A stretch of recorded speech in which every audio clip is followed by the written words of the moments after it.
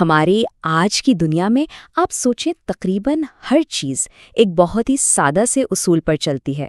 آج ہم اسی ایک بنیادی آئیڈیا کی بات کریں گے جس کی وجہ سے ہماری ساری ٹیکنالوجی ممکن ہو پاتی ہے۔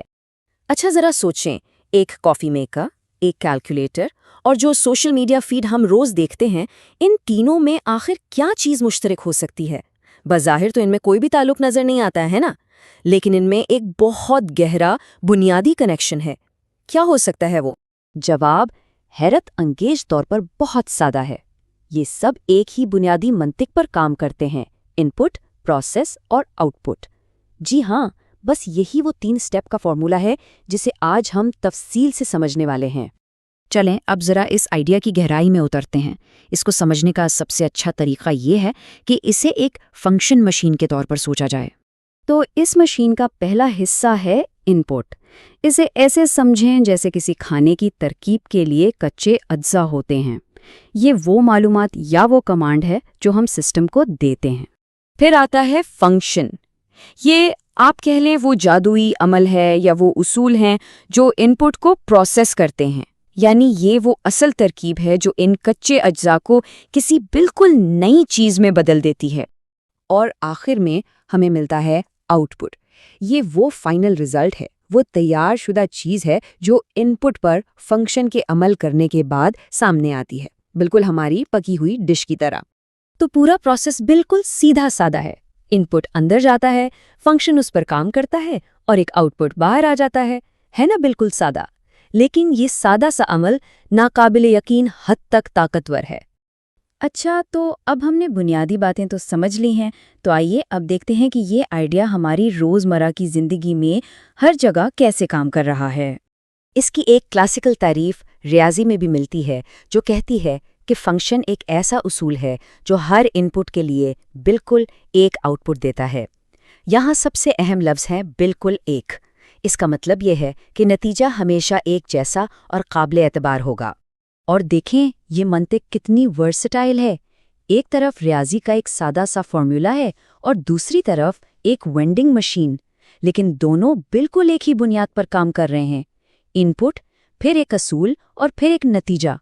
اسی وینڈنگ مشین کی مثال کو تھوڑا اور سمجھتے ہیں۔ صحیح کوڈ اور صحیح پیسے ڈالنا، یہ ہوا ان پٹ۔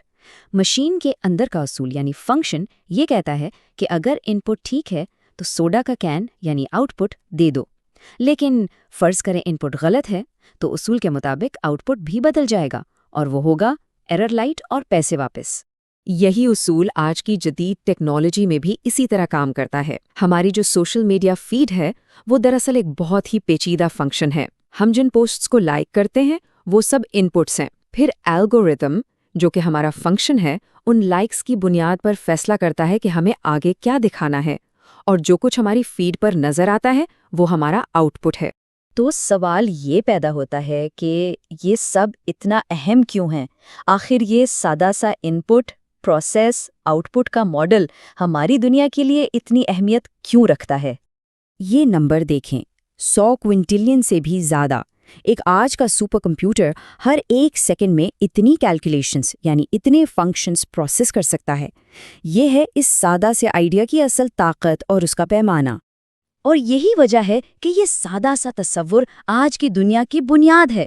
کمپیوٹر پروگرامنگ ہو، ڈیٹا سائنس ہو، آرٹیفیشل انٹیلیجنس ہو یا پھر سائنسی تحقیق، یہ سب کے سب ایک ہی زبان بولتے ہیں: ان پٹ، فنکشن، آؤٹ پٹ۔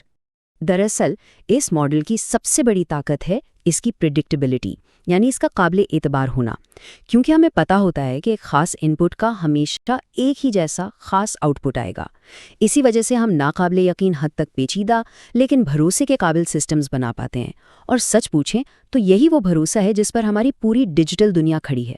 تو اس ساری بات کا خلاصہ کیا ہے؟ یہ صرف ٹیکنالوجی کی بات نہیں ہے، دراصل یہ دنیا کو دیکھنے کا ایک بالکل نیا نظریہ ہے، ایک نیا زاویہ ہے۔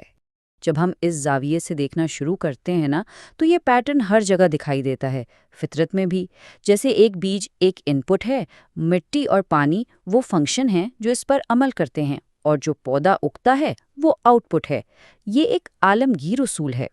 تو آخری سوال یہ ہے کہ جب ہم اس بنیادی پیٹرن کو اپنے ارد گرد ہر جگہ پہچاننا شروع کر دیں گے تو پھر ہم کون سے نئے اور بڑے مسائل حل کر سکیں گے؟